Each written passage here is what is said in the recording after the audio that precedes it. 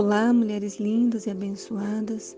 Jamais se esqueça do quanto você é importante e especial para o Senhor. Amém? Vamos então para o nosso devocional de hoje, Provérbios capítulo 10. E eu queria te desafiar a fazer algo assim muito lindo. Eu queria ler versículo por versículo e conversando com vocês, mas iria ficar muito grande esse áudio. Então eu queria te desafiar a ler versículo por versículo, tomando posse daquilo que é bom e repreendendo da sua vida aquilo que não é bom. Por exemplo, o primeiro versículo diz assim: o filho sábio alegra o pai, o filho tolo dá tristeza à mãe.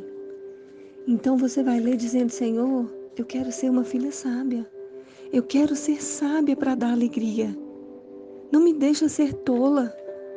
Eu não quero dar tristeza para ninguém, mas eu quero dar alegria, dar prazer para quem estiver perto de mim. Então faz de mim uma pessoa sábia. Amém?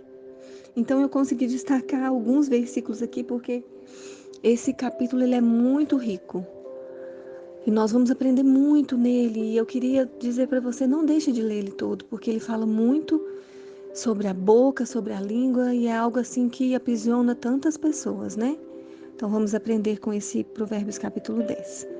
Vamos então para o versículo 8 que diz: sábios de coração aceitam os mandamentos. Então o sábio de coração, ele aceita aquilo que vem de Deus sem questionar. Sabe por quê? Porque ele ama. Quando você ama a Deus de verdade, quando o seu amor por Deus ele é forte, obedecer a Deus é prazeroso, não é peso. Então que o Senhor faça de nós nessa manhã, nesse dia, mulheres sábias de coração, para aceitar aquilo que Ele manda sem questionar, mas com alegria. Versículo 12.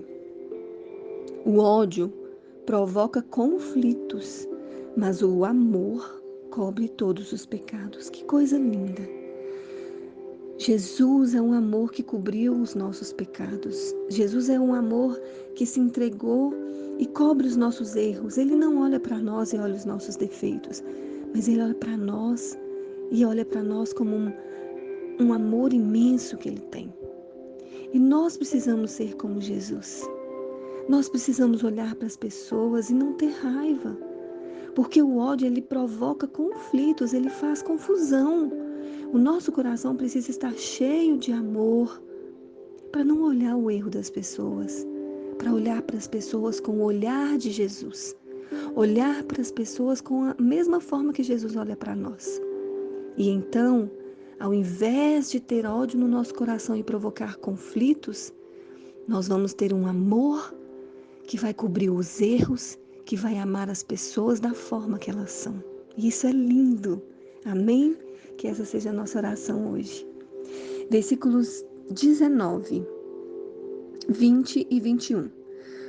Quando são muitas palavras, o pecado está presente, mas quem controla a língua é sensato. Meu Deus.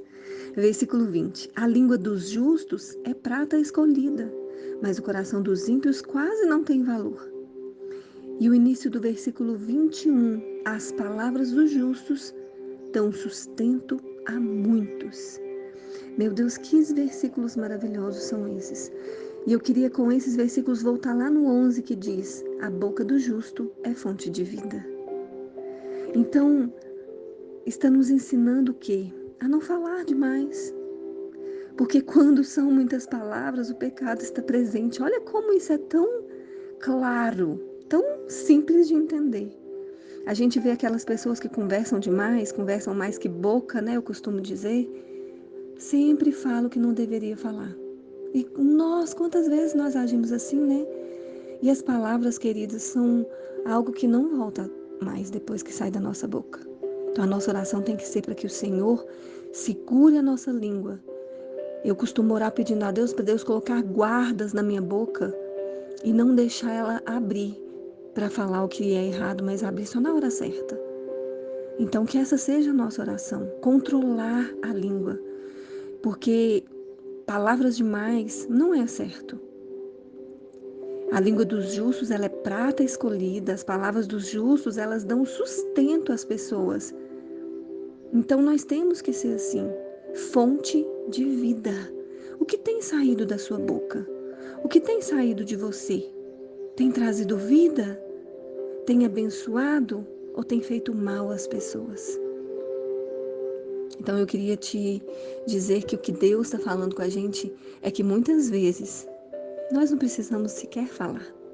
O silêncio vai ser a melhor resposta.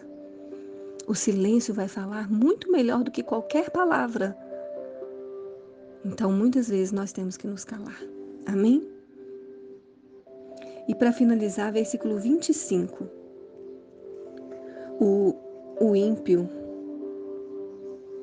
ou seja, aquele que não ouve a palavra do Senhor, aquele que não busca, a verdade, que não tenta frear a sua boca, A Bíblia diz que quando passar a tempestade, ele já nem existe mais. Então é tão sério a gente buscar ser melhor no Senhor para a gente permanecer.